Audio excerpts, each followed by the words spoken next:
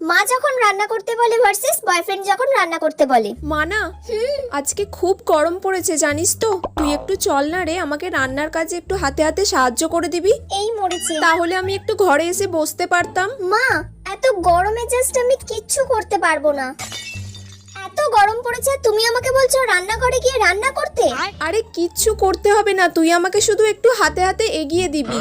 আমি ওইসব কিছু করতে পারছি না মা, এত গরমে তুমি যাও। ঠিক আছে, তুই বস। রাহুল ফোন করছে। হ্যালো, হ্যাঁ সুইটু বলো। বেবি, আজকে আমার তোমার হাতের বিরিয়ানি খেতে ইচ্ছা করছে। তোমার বিরিয়ানি খেতে ইচ্ছে করেছে? হ্যাঁ বেবি, তোমার হাতে। আচ্ছা, আমি আমার হাতের এই স্পেশাল বিরিয়ানি এই গরমের মধ্যেও তোমার জন্য করতে রাজি আছি। এবার এই বিরিয়ানিটা নিয়ে গিয়ে রাহুলকে খাওয়াবো, ও খুব খুশি হবে। যাই। কোথায় যাচ্ছিস তুই এখন? এবার কি বলবো মাকে? তোমার এই বয়ফ্রেন্ডের সঙ্গে গুলুগুলু না ছুটিয়ে দেবো একদম। দূর ব্যাং, মা তো সব বুঝে গেছে।